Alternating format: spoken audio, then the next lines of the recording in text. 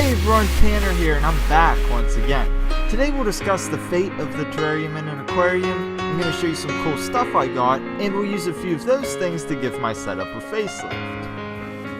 First things first, let's take a look at the ever-evolving 180-gallon vivarium. Yes, you guessed it, I've got some new plants and other interesting goodies to elevate this setup even further. The first plant I've got is Margravia species Ecuador number 9. This is a nice looking plant now, but wait till you see it after it grows in. This gem is extremely beautiful and will fit into the setup perfectly.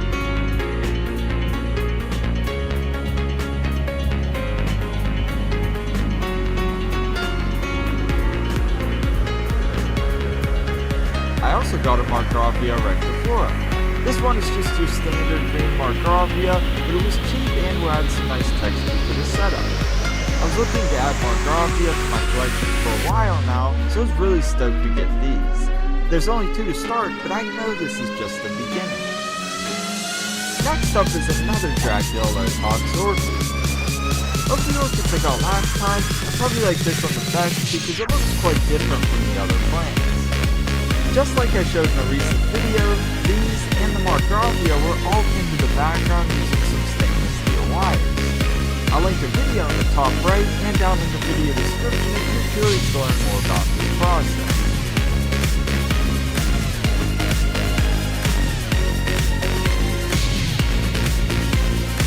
Now onto something that I've had my eye on for quite a while, it is hard to come by, and that is dust moss. Don't let the name fool you, this contains much more than just moss. This blend contains a myriad of dried milled mosses, fern spores, begonia, and gesneriad seeds, among other tropical plants. This is basically the same concept as a moss milkshake, but it's composed of plants which work well in a terrarium-like environment, so there's no guesswork involved. To get this moss mix going, I poured some into a dish, along with dechlorinated water, and stirred everything together.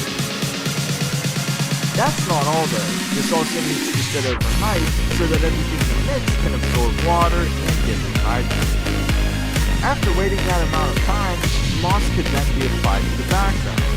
There are various ways this could be done, but being an artist, you should know that I chose the method that utilizes a brush. Paintbrush in hand, I smeared strips of moss mix all over the background and other areas of the setup that I felt would benefit by being covered with moss.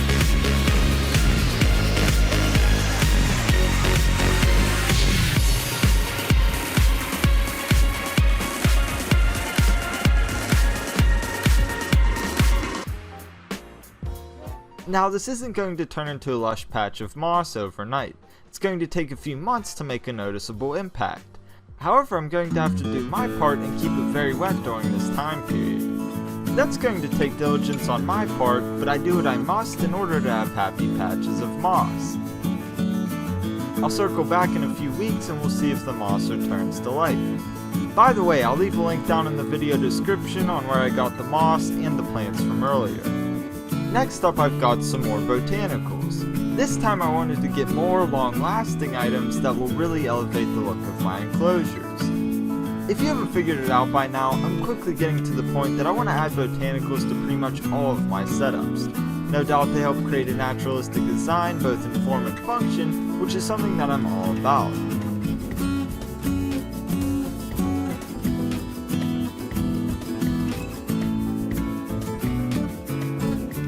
I should mention that it's best practice not to put these directly in your setups. On any given occasion, I round up all of the items I'm going to use, and I put them into a pot that I've specifically for stuff like this.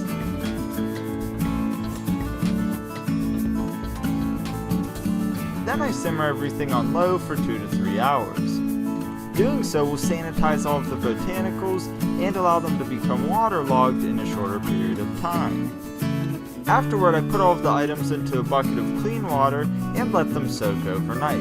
This will also help everything get waterlogged and ready for use. Give or take, they usually take about a day to become fully waterlogged, depending on what you're using. After allowing the items to soak overnight, I dump out all of this water and then fill it up with clean water again.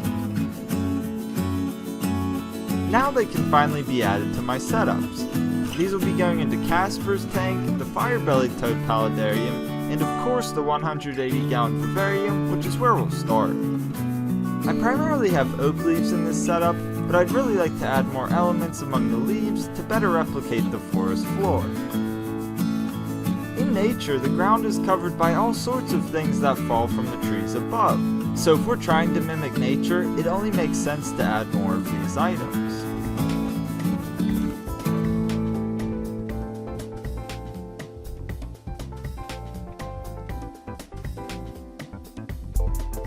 Now onto the paludarium. In last week's video, I showed you how I maintain this setup. I wanted to add more botanicals in that video, but my shipment didn't arrive until this week. Anyways, let's add some items into the water feature and get this setup looking even better.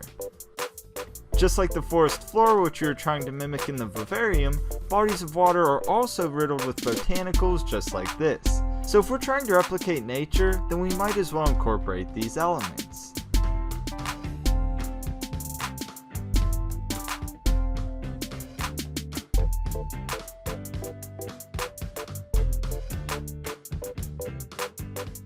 Last but not least, we'll add a handful of these into Casper's setup. I didn't need to add much because this tank is so small and all of the botanicals are still in pretty good shape.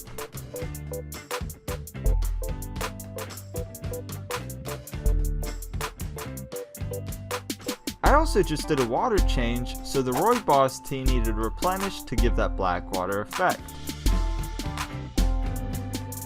Oh yeah, I also added a black background. At first I didn't mind seeing the wall behind the tank, but I think this looks much better.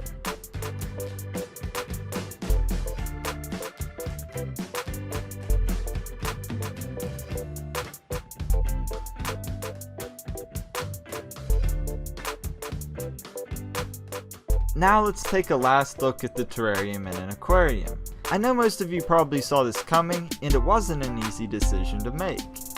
After going through all of the comments on the previous video for this aquarium, the vast majority of you wanted to see me extend the aquarium into the jar. Originally that's what I wanted to do, but I decided against it. I didn't want to risk cleaning the jar while it was in the aquarium. Judging by the green slime on the side of the jar, I'd imagine that the conditions in there are pretty gross. In order to feel alright about the jar remaining in the aquarium, I would have to clean it with something pretty harsh. Rather than potentially contaminate the aquarium with the contents of the jar or a cleaner, I figured it would be best just to remove the jar altogether and turn this into a dedicated aquarium. I did so by cutting the silicone with a razor blade and setting the jar free.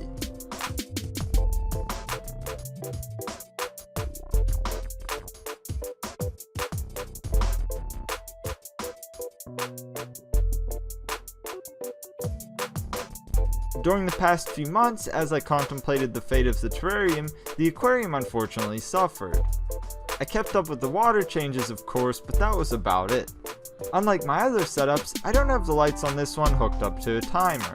As such, the photo period isn't consistent. Both of these factors help contribute to the algae growth that you see within this aquarium. With the terrarium removed, I can start fresh again and do some proper maintenance. It shouldn't take long to get this aquarium balanced again, but I'm not sure if that's something I want to film. Let me know if that's something that you'd be interested in seeing. If not, then I'll just do it on my own terms. Before we conclude on this segment, I just want to say that not every project is going to be a success. Although I try my best to provide usable content, occasionally I like to experiment. I wish this project would have worked out, but at the end of the day, it was an experiment and I'd rather just start over with a completely different build. Don't plan on that anytime soon though. I'll revisit this once I've had time to step away for a little bit and refine the idea. I'm knees deep in several projects that I will hopefully begin to release by next week, so I apologize that I haven't got a proper project video out in a little while.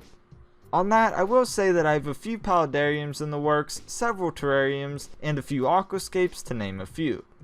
I guarantee that the majority of the items that I just mentioned are so unique that you probably haven't seen them elsewhere. If those are all things that you'd be interested in seeing, and you want to see updates and progress of all of the stuff that you saw in this video, then be sure to subscribe and join the Serpa Squad.